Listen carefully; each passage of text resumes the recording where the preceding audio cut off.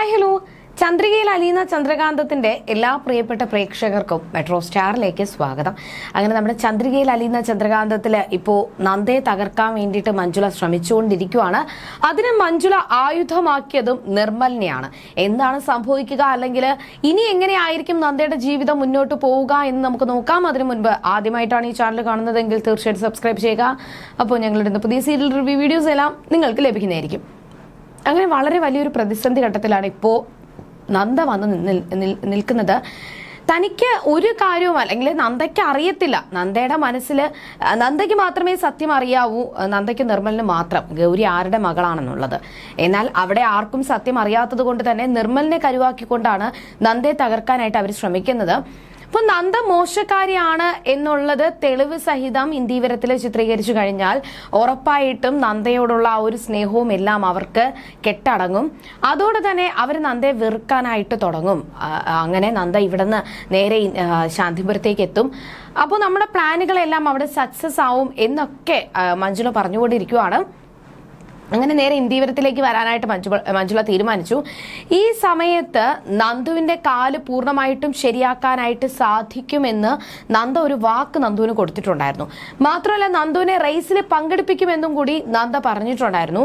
അങ്ങനെ നന്ദുവിന്റെ കാല് ഏകദേശം ശരിയായി. ഇനി കുറച്ചുകൂടി ശരിയായാൽ മാത്രം മതി. എങ്കിലും നന്ദുവിന്റെ ആത്മവിശ്വാസം കൈവിടാതെ നന്ദ ഒരുപാട് ധൈര്യം കൊടുത്ത് നന്ദുവിനെ ഇന്ന് ഓടിക്കാനായിട്ട്, അതും ബ്രേസേഴ്സ് ഇല്ലാതെ ഓടാനായിട്ട് നന്ദുവിനെ പരിശീലിപ്പിക്കുവാണ്. അങ്ങനെ ബ്രേസേഴ്സ് എല്ലാം ഊരി വെച്ചു. അപ്പോൾ നന്ദു പേടിക്കുന്നുണ്ട്. ദൈവമേ, ഞാൻ വീഴുമോ? ഈ ബ്രേസേഴ്സ് ഉണ്ടെങ്കിൽ മാത്രമേ എനിക്ക് ഓടാൻ പറ്റത്തുള്ളൂ, ഇല്ലെങ്കിൽ ഞാൻ വീണു പോകുമെന്ന് നന്ദയോട് നന്ദു പറയുമ്പോഴും, നീ വീഴത്തില്ല മോനെ, നീ ധൈര്യമായിട്ട് നടക്ക്, നിനക്ക് ഒരു ആപത്തും വരത്തില്ല, നീ ധൈര്യത്തോടു കൂടി മുന്നോട്ട് പോ എന്നൊക്കെ പറഞ്ഞ് നന്ദ ഒരുപാട് ധൈര്യം പകർന്നു കൊടുത്തു. അങ്ങനെ നന്ദു പതുക്കെ ഓടി അവസാനം തന്റെ ലക്ഷ്യസ്ഥാനത്ത് തന്നെ എത്തി. നന്ദു നല്ലതുപോലെ ഓടുന്നത് കണ്ടിട്ട് നന്ദയ്ക്കും അവിടെ ഗൗരിക്കും ഒക്കെ ഒരുപാട് സന്തോഷം തോന്നി. വിചാരിച്ചതുപോലെ കാര്യങ്ങൾ നടക്കുന്നുണ്ടല്ലോ, ഞാൻ വിചാരിച്ച കാര്യങ്ങളെല്ലാം സക്സസ് ആയി വരുന്നുണ്ടല്ലോ എന്നുള്ള ഒരു സന്തോഷമായിരുന്നു. അതിനുശേഷം നേരെ നന്ദുവിനെ ഇനി കുറച്ചുകൂടി ശരിയാക്കി എടുത്തു കഴിഞ്ഞാൽ നന്ദു പൂർണ്ണമായിട്ടും കാല് ഭേദപ്പെടും എന്ന് നന്ദയ്ക്ക് ഉറപ്പായിരുന്നു.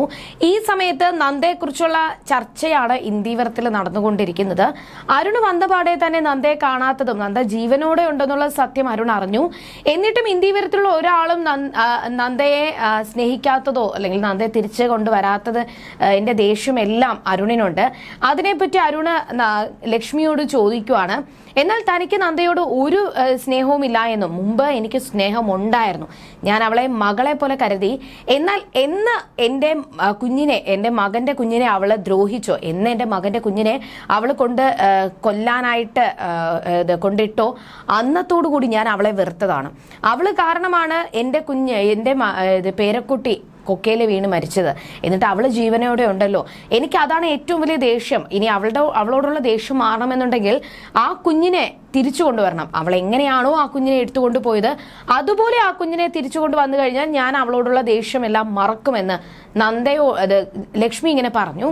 അത് കേട്ടപാടെ തന്നെ അരുൺ ചോദിക്കുവാണ്, കുഞ്ഞ് മരിച്ചതുപോലെ തന്നെ നന്ദയും മരിച്ചിരുന്നു എന്നുണ്ടെങ്കിൽ നിങ്ങളുടെ എല്ലാം ദേഷ്യം മാറുമായിരുന്നു? ഇല്ലല്ലോ. നിങ്ങൾക്ക് വിചാരിക്കാത്ത അല്ലെങ്കിൽ നിങ്ങൾക്ക് ഒരിക്കലും നടക്കത്തില്ല എന്ന് വിചാരിക്കുന്ന കാര്യങ്ങൾ തന്നെയാണ് നിങ്ങൾക്ക് നടത്തേണ്ടതായിട്ടുള്ള ആവശ്യം. ഒരിക്കലും ആ കുഞ്ഞ് തിരിച്ചു വരത്തില്ല എന്ന് അറിയാം. എന്നിട്ടും ആ കുഞ്ഞിനെ തിരിച്ചു കൊണ്ടുവന്നാൽ മാത്രമേ നന്ദയെ സ്വീകരിക്കത്തുള്ളൂ എന്ന് പറയുന്നത് എവിടത്തെ ന്യായമാണെന്ന് പറഞ്ഞുകൊണ്ട് അരുൺ സംസാരിക്കുകയും നന്ദയെ സപ്പോർട്ട് ചെയ്തുകൊണ്ട് സംസാരിച്ചു. ഇത് ലക്ഷ്മിക്ക് ഇഷ്ടപ്പെട്ടില്ല. എന്നാൽ മോഹിനി ഇതിനെ ചോദ്യം ചെയ്തപ്പോൾ അരുൺ പറഞ്ഞ ഒരു കാര്യം, ഞാൻ നന്ദയെ നിങ്ങളെപ്പോലെ വെറുക്കത്തില്ല, എനിക്ക് നന്ദയോട് സംസാരിക്കണം, നന്ദയെ ഒന്ന് കാണണം, നന്ദയെ കണ്ട് സംസാരിച്ചു കഴിഞ്ഞാൽ മാത്രമേ ഞാനിനി നിങ്ങളെ വിശ്വസിക്കത്തുള്ളൂ, അല്ലെങ്കിൽ ആരുടെ കൂടെ നിൽക്കണ്ട എന്ന് വിശ്വസിക്കുന്നത് അപ്പോഴായിരിക്കുമെന്ന് അരുൺ ഇങ്ങനെ ഉറപ്പിച്ചു പറഞ്ഞു. ഇതിന്റെ മുന്നോടിയായിട്ട് ഗൗതമിനോട് അരുന്ധതി ഉപദേശിക്കുന്ന ഒരു രംഗവും കൂടി ഉണ്ട്. ഗൗതം, നീ എപ്പോഴും ശരിയുടെ ഭാഗത്ത് മാത്രമേ നിൽക്കാവൂ, നീ ഒരിക്കലും നന്ദയുടെ കൂടെ നിൽക്കരുത്. എത്രയും പെട്ടെന്ന് നന്ദുവിന്റെ ആ ഒരു ട്രീറ്റ്മെന്റ് അവസാനിപ്പിച്ച് നന്ദയെ നേരെ ശാന്തിപുരത്തേക്ക് തന്നെ പറഞ്ഞയക്കണം. ഇങ്ങനെ പോയി കഴിഞ്ഞാൽ നന്ദ നിങ്ങളുടെ കൂടെ ഉള്ളത് ഏറ്റവും വലിയ തെറ്റ് തന്നെയാണ്, അല്ലെങ്കിൽ നിങ്ങളുടെ ജീവിതം തകരാനായിട്ട് നിങ്ങൾ തന്നെ കുഴിക്കുന്ന ഒരു കുഴിയായിരിക്കും എന്ന് അരുന്ധതി പറയുകയും അന്ന് നന്ദുവിനെ രക്ഷിക്കാനായിട്ട് നന്ദ വന്നില്ലേ എന്നൊക്കെ ഗൗതം ചോദിക്കുമ്പോൾ അത് നന്ദ തന്നെ ആ ഒരു പ്രശ്നം ഉണ്ടാക്കിയിട്ട് നന്ദ തന്നെ സോൾവ് ചെയ്തതല്ലേ.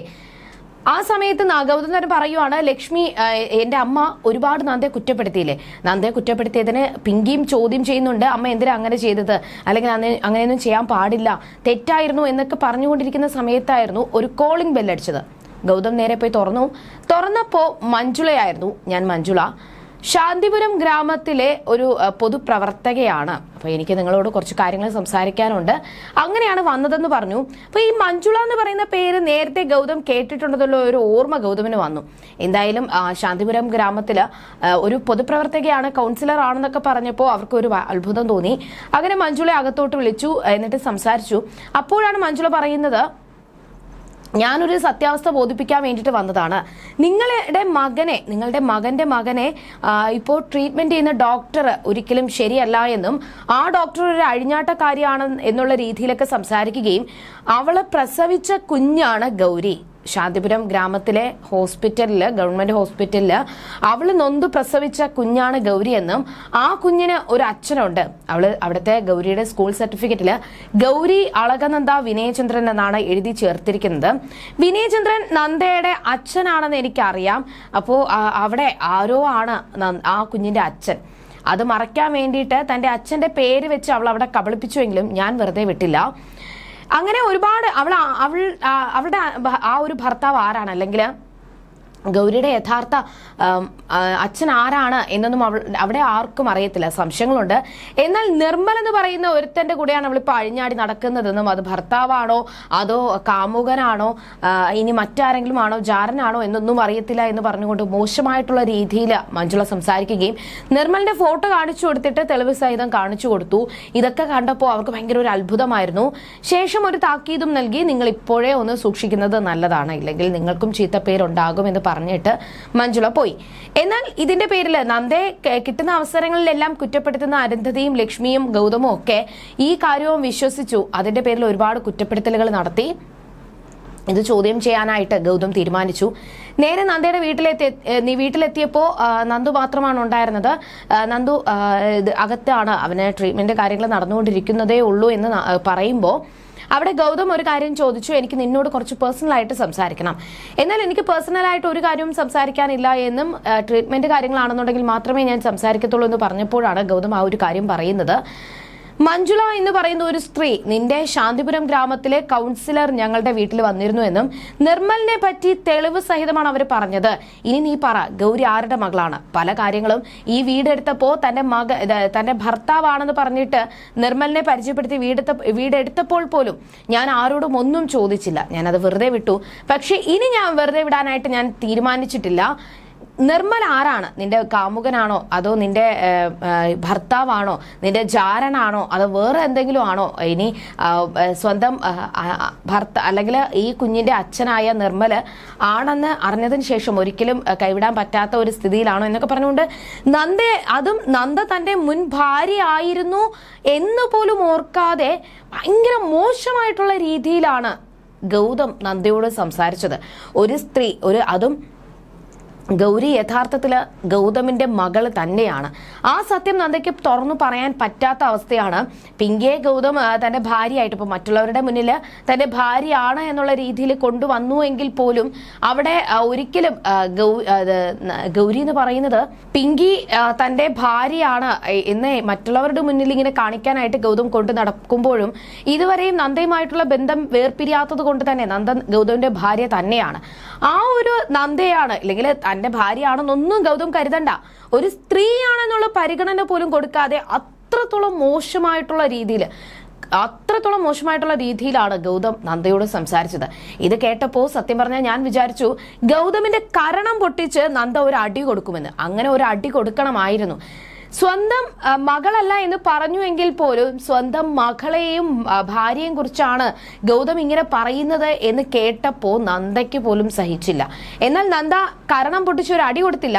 എന്നാൽ ഗൗതമിന്റെ കോളറിൽ കയറി പിടിച്ചിട്ട് പറഞ്ഞു, നിങ്ങൾ ഇത്രത്തോളം മോശമായിട്ടുള്ള മനുഷ്യനാണെന്ന് ഞാൻ വിചാരിച്ചിരുന്നില്ല എന്ന് പറഞ്ഞ് ഗൗതമിനെ തള്ളി മാറ്റി. എന്നിട്ട് പറയുവാണ്, ഞാൻ ഇത്രയും നാളും നിങ്ങളെ സ്നേഹിച്ചതിന് ഞാനിപ്പോൾ ഭയങ്കരമായിട്ടും എനിക്ക് എന്നോട് തന്നെ അറപ്പ് തോന്നുന്നു. ഞാൻ ലജ്ജിക്കുന്നുണ്ട്. നിങ്ങൾ ഇത്രത്തോളം തരം താണു പോയതിന് ഞാൻ ലജ്ജിക്കുന്നുണ്ട്. ഞാൻ ഇത്രത്തോളം എനിക്ക് ഇപ്പോൾ എന്നോട് തന്നെ ഒരു അറപ്പും വെറുപ്പും തോന്നുവാണ്. അത്രത്തോളം ഞാനിപ്പോൾ വെറുക്കുന്നുണ്ട്. ഏറ്റവും കൂടുതൽ ലോകത്തിൽ വെറുക്കുന്നത് നിങ്ങളെയാണ്. നിങ്ങൾ എത്രത്തോളം തരം താഴുമെന്നൊന്നും ഞാൻ വിചാരിച്ചില്ല എന്ന് പറഞ്ഞ് ഗൗതമിനെ നന്ദ ഒരുപാട് കുറ്റപ്പെടുത്തുകയും ഇനി ഒരു കാരണവശാലും നിങ്ങൾ എൻ്റെ ജീവിതത്തിൽ ഉണ്ടാകത്തില്ല, മാത്രമല്ല ഇതിന്റെ എല്ലാം സത്യാവസ്ഥ അറിയാനായിട്ട് നിങ്ങൾ ഇങ്ങനെ വിതുമ്പൽ കൊള്ളുന്നില്ലേ, അതറിയേണ്ട ഒരു യോഗ്യതയും നിങ്ങൾക്കില്ല എന്നാണ് നന്ദ പറഞ്ഞിരിക്കുന്നത്. ഇനി എന്തൊക്കെ ആയിരിക്കും സംഭവിക്കുക എന്ന് നമുക്ക് വരുന്ന എപ്പിസോഡുകളിൽ കാണാം. അതുവരേക്കും ടാറ്റാ ബൈ.